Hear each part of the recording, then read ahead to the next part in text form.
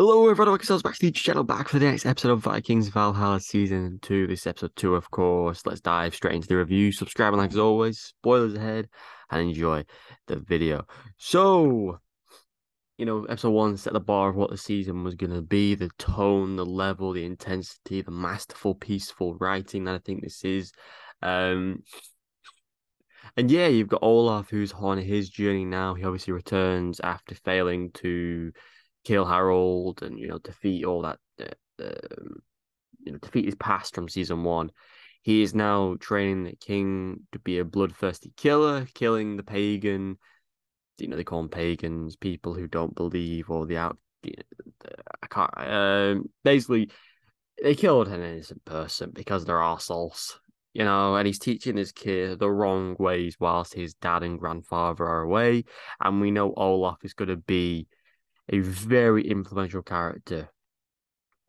Leaving Olaf in charge was probably a very bad idea. And the thing is, I predicted it would be Harold, killing Olaf and maybe facing off against, the great grandfather or the dad in season 3. But Olaf and the king may end up teaming up.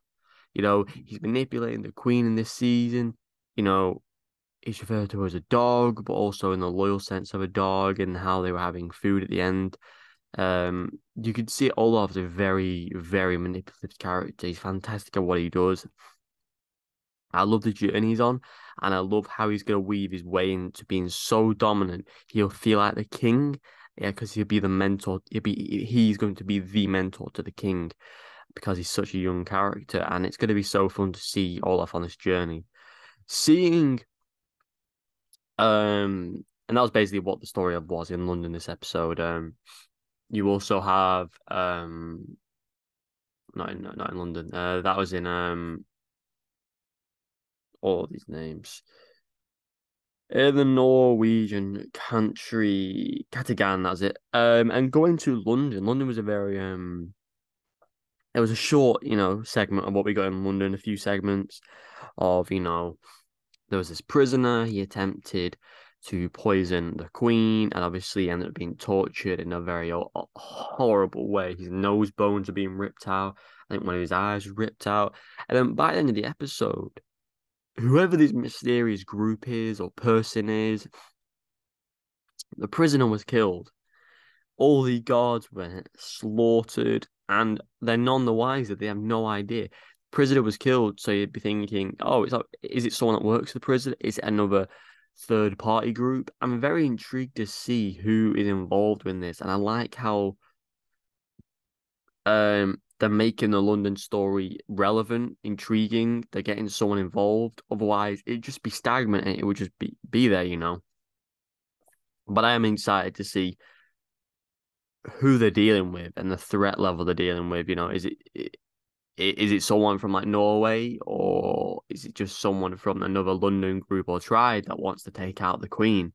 It's going to be a very intriguing experience to watch more upon it, because I think the main guy who does all the who helps with the torturing and tries to get information from the people, he's got dodgy dealings going on with one of the side people who works with the Queen. He's never been massively loyal with the Queen. He's always had his ups and downs depending on the loyalty to whoever's on the throne, especially with Edmund in season 1, who he wasn't typically tolerant of. But yeah, he always does his best for the crown. So I'm intrigued to see how far he'll go and whether he'll live this season is an intriguing factor. Oh, and I'm pretty sure Olaf and London, all these storylines will cross over again at some point. But I guess I'll have to wait and see what the show offers. The pirate storyline is becoming one of the more intriguing ones. They arrived at the location they did where the pirates lived. They met the leaders. She was put in that room where she saw the symbol. She did the whole training segment where she embarrassed people. She was apologetic. You find out she's pregnant because of how protective she is of her stomach. And you're leading into this false sense of protection. If you've ever seen, like Walking Dead's probably the prime example.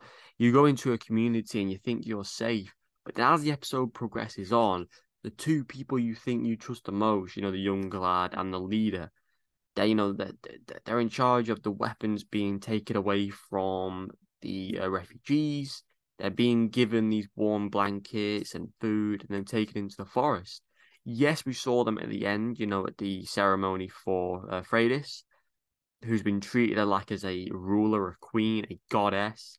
But I'm very skeptical. I truly think something's going on because as much as two of them were celebrating and one of them had a very much skeptical face on, I'm very much umming and ahhing going, there's definitely something going on. People, there's got to be definitely like slave camps or torture camps or people are being killed. I don't for a second believe this is a sanctuary for safety. They're bringing people in to cater to their needs. And I think we're going to find out more very soon. And it's going to massively affect the relationship between Freydis and the pirates. But again, that remains to be seen at the moment and whether these are actually villains in disguise.